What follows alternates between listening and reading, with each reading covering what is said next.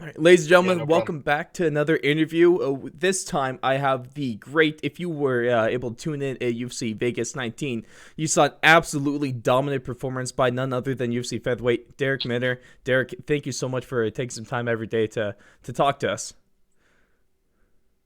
Yeah, no problem, man. Thanks for having me. Of course, I mean, hopefully you guys caught this fight because it was just amazing what you're able to do out there. Won a dominant unanimous decision versus Charles Rosa.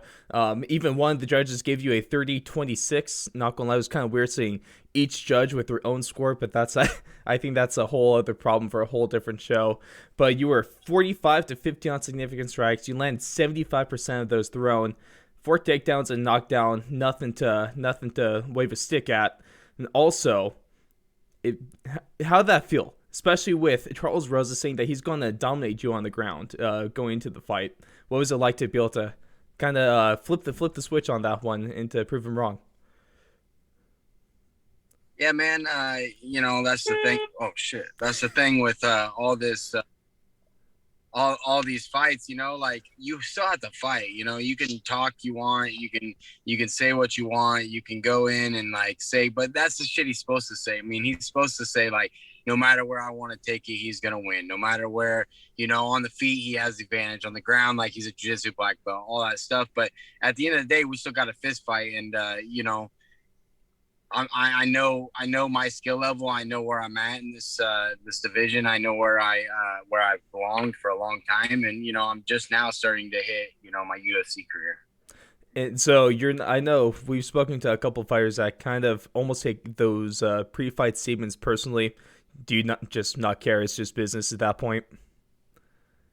No, I mean it's the thing is like I'm just real, like when you want to say something, just make sure that it's like the truth. Like, you can say because no one knows the fact of like, okay, is Charles Rose's jiu-jitsu better than Darrick Minner's? I mean, he truly believed that going to the fight. So as long as you believe it, okay. But like the little stuff that got me kind of like just more like adamant about speaking the truth was like the stuff that he was like, oh,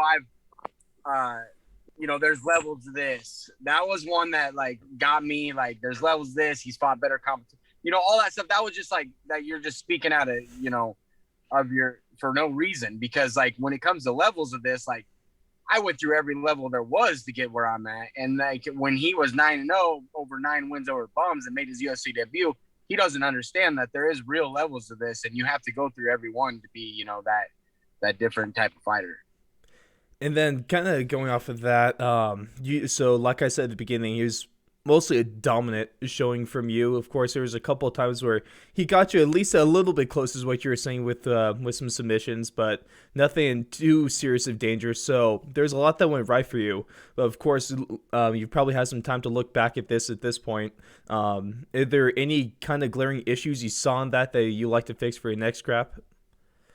No, man. I mean, I feel like the way I fought him was how you beat Charles Rosa, and the way that I was able, that guy is super legit off his back. He's got super good jujitsu off his back. He's got a freaking ace of an armbar. So like, I knew I was safe the whole time. Like there was not one time where I was like, oh man, this is super tight.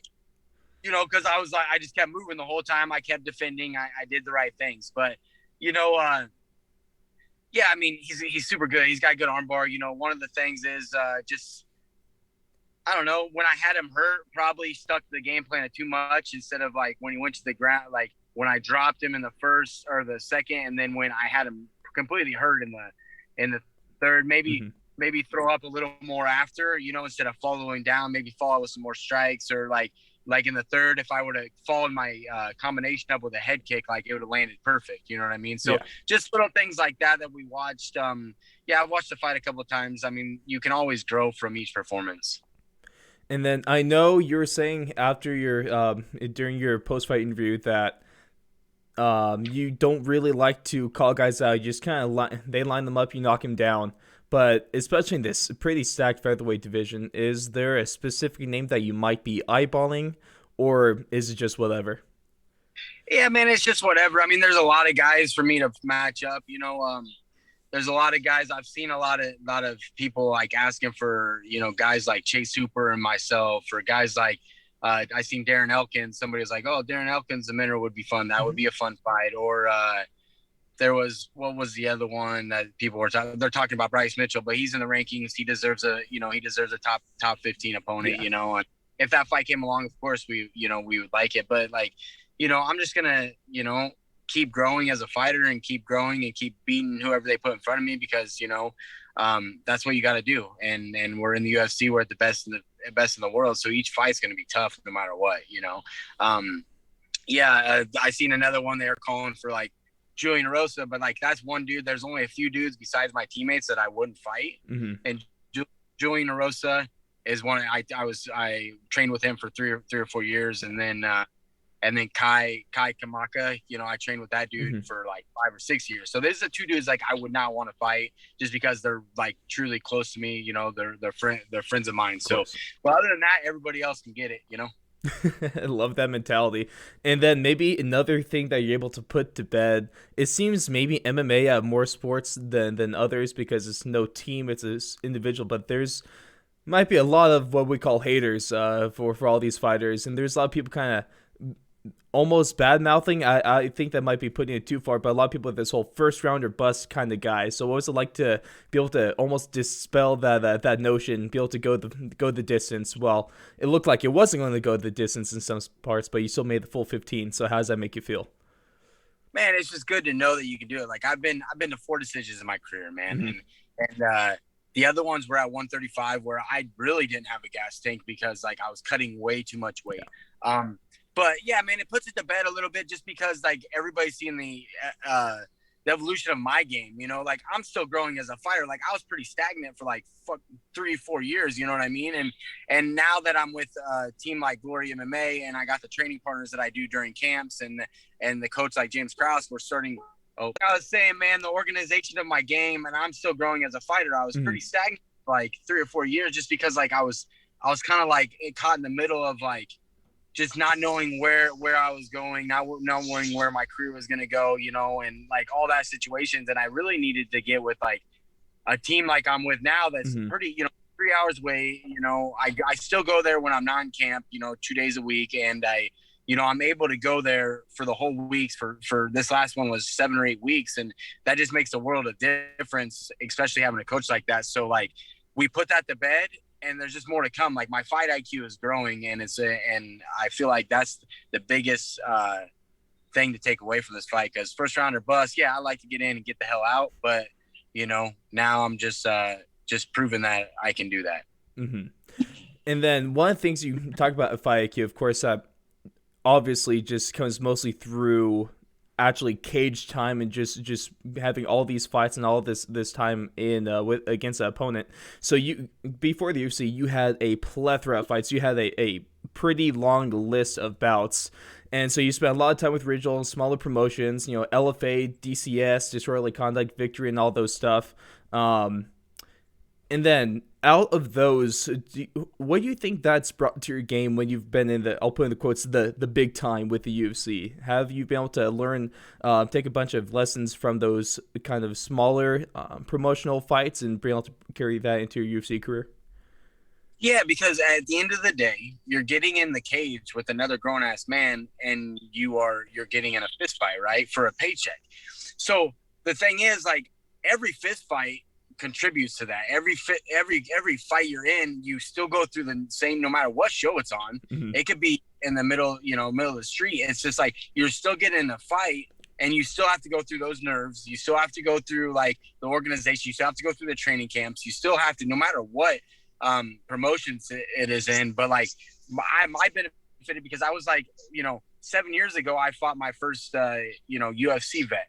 7 years. I mean, that's a long time fighting the top competition in the regional circuits and all that stuff. And so, yeah, man, no matter what you do, like that experience is just not a lot of people have that, and I was lucky enough to fight for RFA for a long time and LFA quite a bit. And like, you get used to those cameras anyway. So it's not really anything different besides it's on a bigger stage and a lot more people watching. It's a great mindset. Also, I'd just like to put out there that the whole the name of the card for DCS seasons beatings, love it. Think that's a great one. If the UFC ever wants to go back to naming their pay-per-views, might be able to take a page out of that one. Though, hopefully that's behind us because those names weren't great. The next thing I wanted to talk to you about was there's a guy that you've had time with. You mentioned James Krause. Now, guy Kevin Kroom, he's going to be on the UFC Vegas 20 card. Shouted you out a little bit, and so being in the same room with those guys, James Krause, Kevin Kroom, and a bunch of other names, how has that helped your career, and what's that environment like? Man, the big thing is, so like the crazy part about it is that when you take a step back, like I've fought a lot of guys James's coach, right? Yeah. So I've fought Grand Dawson my debut. I fought Kevin Kroom. Mm-hmm. I fought a couple other guys out of there, and yeah, man, it's really I got welcomed in there. It was one of the best calls I've made as in turn of my fight career is to be able to go, get accepted with James Krause. And yeah, man, it's like a big family, man. It raises everybody's grinding together. Everybody's got common goals. Everybody wants to just get better. Everybody doesn't, there's not too much ego in that room. Like everything is just, it's like a big family because James keeps it that way, and it's a super good culture. And yeah, man, we listen to our coach and just put our nose down and go forward. And it's paying off. Paying off. Obviously, it is for you, especially being able to move 2-1 the UFC. You fought Grant Dawson in your debut. Kevin Kroom, a couple fights before your debut, correct? Back in the in the regionals, you actually fought him. Was it LFA? Then you've had the fight against Herbert Burns, another guy that's recently been brought to the UFC scene. So as you mentioned, tons of experience even before you made it on to the UFC. And then one of the things I want to talk to you about specifically is you're a featherweight fighter, and it's something we already mentioned that it's a loaded division, super top heavy, but also it's a very deep one. Arguably, it's better than the lightweight division, which is almost renowned for the best division in all of fighting. So yeah. I want to ask you what you see happening at the top of the featherweight division, especially with Volkanovski and Ortega happening at UFC 260 later in March. Max Holloway's back in the mix. How do you see kind of the recent or the near fights of that playing out, and how do you see yourself in the future playing into that? Man, like the thing with me is, I don't care who I'm gonna fight. Like I'm just gonna keep fighting, whoever they, give me a middle of the road guy, they give me, a guy that's in the top 20, top 15, top 10. Like I can fit in everywhere just because of my experience, and obviously I've only got 3 fights in the UFC, but the top division, I mean, man, Max won that fight, that fight with Volkanovski. But yeah. I think, like Brian Ortega is freaking improved so much that I'm excited to see what he does in that title fight. And, the division is just so stacked. Like everybody's just, got one common goal, and like you go for it, man. So like, whatever happens, I'm going to concentrate on myself. Everything else will take care of itself, and we'll just keep moving forward and keep climbing that ladder, to the top until I'm fighting those guys that I've watched for so long. It's going to be something very soon, I'm sure, for you. And then just what I like to ask fighters, everyone I've talked to has had a different message that they want to leave off with, whether it be a younger fighter, an older fighter, or someone that has a medium amount of experience, maybe similar to you. And that question is, what do you want your, maybe not just UFC, but your MMA career, what do you want your lasting legacy to be once it's all said and done?